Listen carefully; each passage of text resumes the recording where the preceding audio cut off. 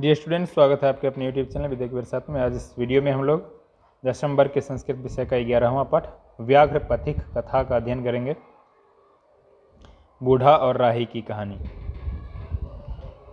अयं पाठः नारायण पंडित रचितस्य हितोपदेश नामकस्य नीति कथा ग्रंथस्य मित्रलाभ नामक खंडात संकलितः। यह पाठ नारायण पंडित के द्वारा रचित हितोपदेश नामक नीति कथा ग्रंथ के मित्रलाभ नामक खंड से संकलित है।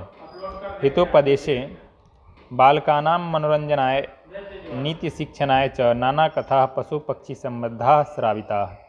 हितोपदेश में बालकों के मनोरंजन के लिए नीति की शिक्षा के लिए कई कहानियाँ पशु पक्षियों से संबंधित हैं जो सुनने योग्य हैं। प्रस्तुत कथायाम लोभस्य दुष्परिणामः प्रकटितः। प्रस्तुत कथा में लोभ के दुष्परिणाम को प्रकट किया गया है।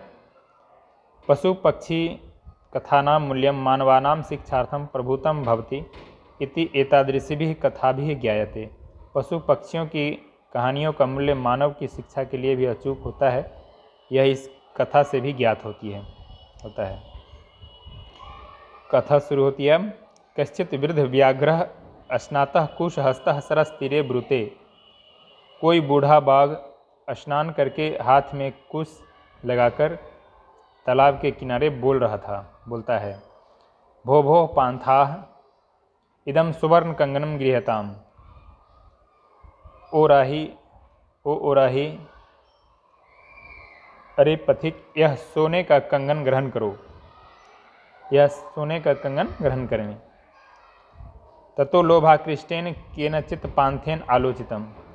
जब वह बोल रहा था कि इदं सुवर्ण कंगनम गृह्यताम्, यह सोने का कंगन ग्रहण करें, तो कोई लोभ से आकृष्ट होकर कोई पथिक विचार किया। भाग्येनैत संभवति, भाग्य से यह संभव होता है। किंतु अस्मिन् आत्मसंदेहे प्रवृत्तिर्नम विधेया, किंतु इसमें आत्मसंदेह है, इसमें खतरा है, इसलिए पहले जांच किया जाना चाहिए, इसमें हाथ नहीं डालना चाहिए। संदेह होने के कारण इसमें हाथ डालने से पहले वो सोचता है कि इसमें खतरा है, इसलिए हाथ नहीं डालना चाहिए इसमें। यतः, क्योंकि कहा जाता है अनिष्टादिष्ट लाभे अपि न गतिर्जायते शुभा यत्रास्ते विष संसर्गो अमृतम तदपि मृत्यवे। अनिष्ट से इष्ट की लाभ प्राप्त करने वाले की गति शुभ नहीं होती है, क्योंकि विष के संपर्क में आने पर अमृत से भी मृत्यु संभव है। यानी अगर अमृत भी विष युक्त हो तो भी मृत्यु को प्राप्त होना पड़ेगा। किंतु सर्वत्र अर्थार्जने प्रवृत्ति संदेह एवं, किंतु सभी जगह अर्थ उपार्जन में संदेह होता ही है। तन्निरूपयामि यावत, तब तक, इसलिए इसकी जांच कर लेनी चाहिए, विचार कर लेता हूँ। प्रकाशम ब्रूते, बोलकर कहता है जोर से, कुत्र तव कंगनम, तुम्हारा कंगन कहाँ है। व्याघ्रो हस्तम प्रसार्य दर्शति, बाघ हाथ फैलाकर दिखाता है। पांथो आवदत, पथिक बोला, राही बोला, कथम मारात्मके त्वयि विश्वासः, तुम हिंसक पर कैसे विश्वास करूं। व्याघ्र उवाच, तुम हिंसक पर कैसे विश्वास किया जाए, ऐसा बोला उस पथिक ने। तो उसने बोला कि तुम हिंसक हो, इस पर तुम पर कैसे विश्वास किया जाए। तो बाघ बोला, शृणुरे पांथ, शृणुरे पथिक, प्रागेव यौवन दशायाम अतिर दुर्वृत्त आशम। पहले जब मैं युवावस्था में था तो मैं बहुत दुराचारी था। अनेक गो मानुषानाम अवधान में पुत्रा मृता दाराश्च, अनेक गायों और मनुष्यों को मार देने के कारण मेरे पुत्र और पत्नी की मृत्यु हो गई। वंशहीनाश्चाहम, मैं वंशहीन हो गया। ततः केनचित् धार्मिके नाहम आदिष्ट, तब किसी धार्मिक ने मुझे आदेश दिया। दान धर्मादिकम चरतु भवान, दान धर्म आदि करें आप। तदुपदेशादि दानीमहम स्नानशीलो दाता वृद्धो गलित नखदंतो कथम न विश्वास भूमि। तब उसी के उपदेश से मैं स्नानशील, दाता, दानी, वृद्ध, नख और दांत मेरे गले हुए हैं, नख और दांत से रहित, नख और दांत विहीन, कथं न विश्वास भूमि, कैसे विश्वास के योग्य नहीं हूँ, विश्वास पात्र कैसे नहीं हूँ। इसने विश्वास दिलाया। मया च धर्मशास्त्रान्याधितानि, मेरे द्वारा धर्मशास्त्रों का भी अध्ययन किया गया है। सुनो, दरिद्रांभर कौन्तेय माँ प्रयच्छस्वरे धनम व्याधितस्यधम पथ्यम निरुजस्य किमौषधेः। हे कौन्तेय, हे अर्जुन, गरीबों को धन दो, अमीरों को धन मत दो। बीमार के लिए, रोगी के लिए औषधि है, पथ्य और औषधि रोगी के लिए है, निरोगी के लिए औषधि का कोई प्रयोजन नहीं, उसके लिए औषधि व्यर्थ है। अन्यच्च, और भी है, और भी सुनो इसके अलावा। दातव्यमिति यद दानम दीयते उपकारिणे दीयते अनुपकारिणे देशे काले च पात्रे च यद तद दानम सात्विकम विदुः। हमें दान देना चाहिए, दान दो, और उसे दान देना चाहिए जिससे दान के बदले में हम कोई उससे उपकार ना करवाएं। उचित समय, उचित जगह, उचित समय और योग्य पात्र को दान दिया गया दान ही सात्विक माना जाता है, सात्विक दान कहा जाता है। तदत्र शरसी स्नात्वा स्वर्ण कंगनम गृहाम। इसलिए अब तुम क्या करो, तालाब में स्नान करके और यह सोने का कंगन ग्रहण करो।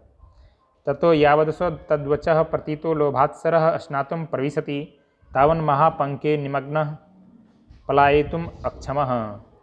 तब जब ही वह उसके बातों पर विश्वास करके लोभवश स्नान करने के लिए प्रवेश करता है सरोवर में, तब वह महान कीचड़ में, भयंकर कीचड़ में फंस जाता है और भागने में अक्षम हो जाता है। पंके पतितम दृष्ट्वा व्याघ्रो अवदत्। कीचड़ में गिरा हुआ देखकर बाघ बोला, अह महापंके पतितो असि। अच्छा, महापंक में यानी कि भयंकर कीचड़ में फंस गए हो तुम। अतस्त्वाहम उत्थापयामि, अतः मैं तुम्हें उठाता हूँ, निकालता हूँ। इत्युक्त्वा शनैः शनैरुपगम्य तेन व्याघ्रेण धृतः स पान्थो अचिन्तयत्। ऐसा बोलकर वह धीरे धीरे उस बाघ के द्वारा, ऐसा बोलकर वह धीरे धीरे उसके पास गया और वह बाघ के द्वारा पकड़ लिया जाता है। वह पथिक चिंतन करता है, सोचता है, जब पकड़ लिया जाता है तो। अवश्य इंद्रिय चित्तानाम हस्त्य स्नान में क्रिया दुर्भगाभरण प्रायो ज्ञानम भारह क्रियाम बिना। जिसके मन और इंद्रिय वश में नहीं है, उसकी सारी क्रियाएं हाथी के स्नान के समान होती है। जिस प्रकार हाथी स्नान करने के तुरंत बाद धूल वगैरह से अपना शरीर को गंदा कर लेता है, उसी प्रकार जिसके मन और इंद्रिय वश में नहीं होते हैं, उनकी सारी क्रियाएं हाथी के स्नान के समान होता है।